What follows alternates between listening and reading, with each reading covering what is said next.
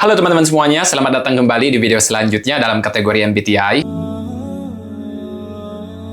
Setelah di video sebelumnya kita membahas secara umumnya ya keempat tipe temperamen ini, di video kali ini kita akan lebih memahami secara mendalam masing-masing dari tipe temperamen tersebut. Nah, kita mulai saja dari SJ di sini, yang mana SJ ini sering dijuluki sebagai The Guardians, atau dalam bahasa Indonesianya itu si pembela ya, si pelindung atau si pengawal. Jadi intinya hal-hal yang berkaitan dengan melindungi. Lebih jelasnya di video kali ini kita akan membahas tentang cara berpikir SJ itu bagaimana, terus kemudian juga nilai utamanya ya, dan juga peran SJ ini di dalam masyarakat. Jadi intinya di sini kita ingin memahami SJ secara lebih realistis dan mendalam lagi. Nah, kita lanjut saja ke poin yang pertama di sini, siapa itu The Guardian atau SJ ini ya. Di sini The Guardian disebut juga tradisionalis, atau dalam bahasa Indonesianya itu orang yang benar-benar menjaga tradisinya. Orang yang tipe SJ ini terdiri dari 4 tipe kepribadian MBTI. Ada yang ESTJ, ESFJ, ISTJ, dan yang terakhir itu ISFJ. Ketika kita melihat secara keseluruhannya, mereka mempunyai introverted sensing, baik itu introverted sensing dominan atau auxiliary, karena masih kuat auxiliary juga di sini. Tentunya di sini ketika kita berbicara tentang introverted sensing, seperti yang sudah kita pahami di kursus sebelumnya ya, bahwa orang ini lebih memegang hal-hal yang sudah bekerja dengan baik. Intinya mereka itu konservatif. Mereka ingin mempertahankan apa yang sudah seharusnya. Nah, kemudian selanjutnya di sini juga kelompok temperamen ini merupakan kelompok yang paling dominan ya, jika kita lihat dari aspek populasi. Mengapa mereka bisa menjadi populasi yang terbanyak? Karena di sini mereka berorientasi pada kestabilan ya, aturan dan tanggung jawab. Ketika kita berbicara tentang SJ ini, ya udahlah hal-hal yang stabil saja dan tidak perlu hal-hal yang nyeleneh seperti begitu ya. Nah, ini ciri khas dari SJ. Misalnya jika kita memiliki orang tua SJ, mereka di sini akan cenderung memegang apa yang menurut mereka itu stabil. Jadi andaikan misalnya kita sebagai SP kemudian kita memiliki orang tua SJ di sini, kemungkinan konflik yang akan terjadi di sini itu lebih ke preferensi masalah kestabilan. Karena orang SP ini mereka tidak terlalu fokus pada keteraturan, mereka ingin kebebasan. Sementara SJ ini mereka benar-benar ingin menerapkan aturan yang sudah bekerja dengan baik menurut mereka. Dan mereka juga di sini orang-orang SJ mengambil referensinya itu dari pengalaman-pengalaman mereka dulu. Mereka itu sulit menerima peluang walaupun sebenarnya bisa, tetapi fungsinya itu ada di bagian terlemah. Bayangkan saja misalnya ISTJ, di mana fungsi kognitif yang paling mereka tekan di sini itu yakni extroverted intuition, apalagi introverted intuitionnya, yang mana introverted intuition ini berada di ranah unconsciousness mereka. Mereka itu di sini memang terlihat kaku dan benar-benar mengikuti aturan, tetapi positifnya juga mereka tanggung jawab kayak gitu ya, stabil juga. Kita lanjut saja ke poin berikutnya di sini, yaitu nilai utama tipe SJ ini. Yang pertama di sini mereka itu hidup berdasarkan apa yang seharusnya. Jadi karena mereka fokus pada kestabilan, alhasil mereka itu ingin mengikuti apa yang sudah bekerja baik menurut mereka sendiri. Dan sangat sulit sekali jika mereka benar-benar dihadapkan dengan perubahan. Mereka masih bisa fleksibel, tetapi untuk mereka itu tingkat kesulitannya lebih tinggi. Walaupun demikian juga mereka di sini sangat menjunjung tugas ya, kesetiaan atau loyalitas, dan juga kehormatan. Nah, kita bahas dulu dari yang tugas ini. Jadi kalau mereka berbicara tentang tugas, tanggung jawab, mereka itu memang bagus kayak gitu ya. Jadi jangan khawatir. Terus masalah loyalitas juga atau kesetiaannya, jika misalnya kita memiliki teman-teman atau pasangan yang SJ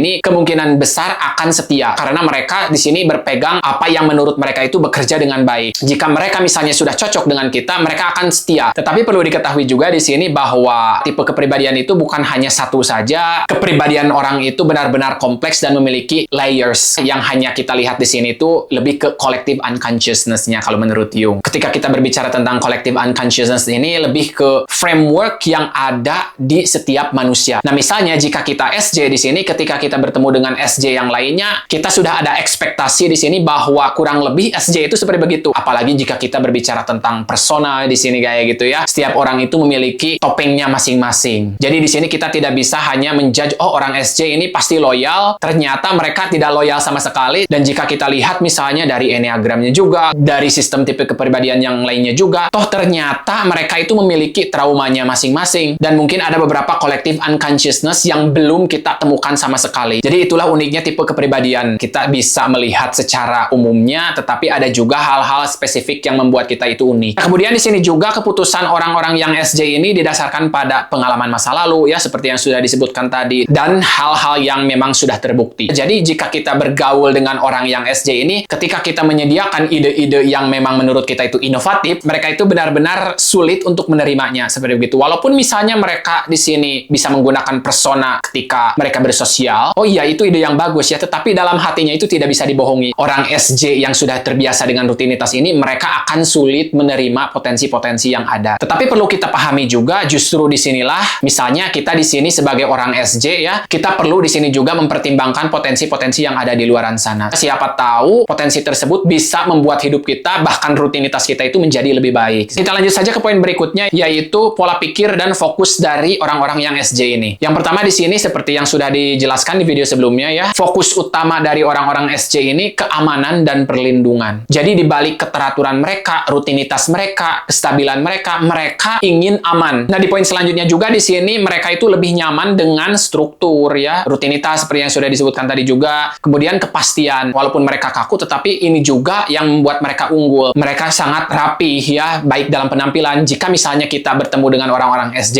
ini, cenderung mereka itu memperhatikan penampilan, status juga. Tetapi ada juga pola pikir yang membuat mereka ini bisa menjadi kelemahan. Yakni di sini mereka itu lebih cenderung tidak ingin mengambil resiko. Jadi seperti yang sudah dijelaskan tadi juga, ketika mereka melihat potensi itu, mereka tidak bisa mengambilnya secara langsung. Mereka akan benar-benar mempertimbangkan dengan matang. Bahkan bisa-bisa mereka itu di sini overthinking. Karena bagi orang-orang SJ ini, ketika mereka berbicara tentang mengambil resiko, itu merupakan hal yang membuat mereka insecure. Jadi intinya di sini itu mereka menghindari perubahan yang belum jelas hasilnya. Kalau ada yang sudah stabil, ya udah ambil aja yang stabil kayak gitu. Kita lanjut ya ke poin berikutnya di sini, yakni SJ dan pengalaman hidupnya. Jadi di sini ada juga beberapa pengalaman hidup yang memang kurang lebih sama karena dipengaruhi dari collective unconsciousness ini. Yang pertama di sini mereka itu sangat kuat di memori jangka panjang. Jadi ketika kita berbicara tentang orang-orang yang SJ ini, mereka memang lebih unggul dalam memori jangka panjang juga. Kenapa? Karena di sini mereka sudah terbiasa dengan melatih memori jangka panjang mereka. Beda lagi dengan orang yang extroverted sensing, di mana mereka itu lebih ke memperluas pengalaman secara terus-menerus, sehingga yang dikubur oleh mereka itu introverted sensingnya atau memori mereka. Jadi ingatan mereka pun di sini tidak terlatih. Kemudian ada hal negatifnya juga di sini, pengalaman buruk itu sulit dilupakan untuk mereka. Sebenarnya itu tergantung dari semua tipe, tetapi orang yang SJ ini benar-benar ketika ada pengalaman buruk itu, mereka akan cenderung lebih sulit melupakan masa lalu tersebut. Apalagi jika masa lalunya itu pengalaman buruk. Jika kita lihat dari positif negatifnya, mereka itu memang loyal, mereka itu berpotensi menjadi orang yang benar-benar setia. Tetapi jika kita misalnya mengkhianatinya, mereka benar-benar tidak akan lupa dengan mudah. Tentunya tipe temperamen yang lainnya juga bisa memiliki hal yang sama, tetapi jika kita lihat dari aspek fungsi kognitifnya, tentunya akan bekerja secara berbeda. Nah, lagi-lagi di sini mereka itu memang lebih percaya pada sesuatu yang sudah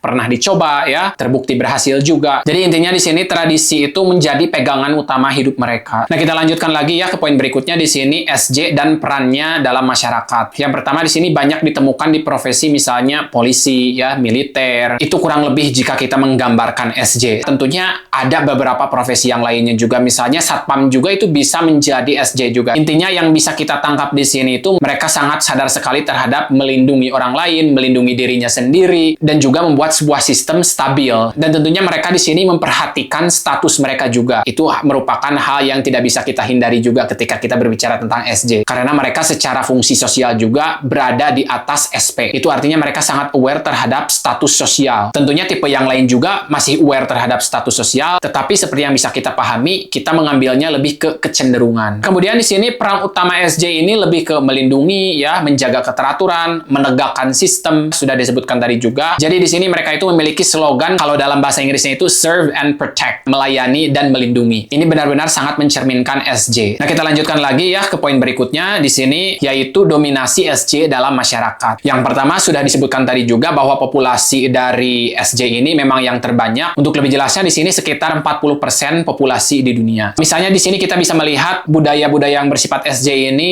ada di Jakarta Pusat misalnya ya. Karena berdasarkan pengalaman saya sendiri, ketika saya pada waktu itu pergi ke Jakarta Pusat, itu sangat berbeda sekali dengan Jakarta-Jakarta yang lainnya. Di Jakarta Pusat itu memang orang-orang sudah melihat dari segi status seperti begitu ya, kemudian juga ketertiban. Dan hal ini tentunya berbeda dengan Jakarta yang lainnya. Ini jika kita lihat dari satu kota saja. Dan tentunya jika kita berbicara tentang kota ini hanyalah perkiraan kebanyakannya. Dan tentunya hal ini juga bisa berbeda-beda. Misalnya dari pengalaman saya seperti begitu, mungkin teman-teman melihatnya dari dari aspek yang berbedanya. Kalau saya lihat pribadi itu Jakarta Pusat itu lebih ke SJ. Nah, kemudian di sini sistem sosial juga sering disesuaikan dengan gaya SJ. Jadi karena memang SJ ini yang terbanyak, misalnya di USA itu kebanyakan SJ menurut C.S. Joseph. Dan masuk akal juga karena efek dari kapitalisme ini memang memperbanyak populasi yang dominannya itu SJ. Mereka mengerjakan apa yang memang seharusnya dilakukan. Jadi mereka itu pergi bekerja, kemudian pulang ke rumah itu untuk membuat keadaan rumah stabil. Nah, alhasil tipe non-SJ ya sering dianggap berbeda atau aneh. Misalnya untuk tipe SP, NT ya, dan bahkan NF itu dianggap aneh untuk mereka. Karena untuk SP di sini misalnya mereka terlalu bebas ya, rebelling atau memberontak, dan juga tidak terlalu suka dengan aturan yang terlalu kaku. Kemudian untuk NT itu mereka lebih fokus pada inovasi. Dan yang terakhir untuk NF itu mereka orang-orang yang sangat idealis sekali melihat sistem secara keseluruhan. So that's all for today's video ya. Jadi yang bisa kita simpulkan di sini, pertama di sini tipe SJ adalah penjaga kestabilan masyarakat. Terus yang selanjutnya di sini juga tanpa SJ sistem sulit berjalan secara konsisten. Nah, di sini yang terakhir memahami tipe SJ ini membantu kita mengurangi konflik. Di sini kita bisa memahami peran fungsi sosial satu sama lain. Di sini juga lebih menghargai perbedaan temperamen kita intinya ya. Jadi itulah untuk video kali ini. Sampai jumpa di video selanjutnya dan jangan lupa support this channel. Bye for now. Have a good one.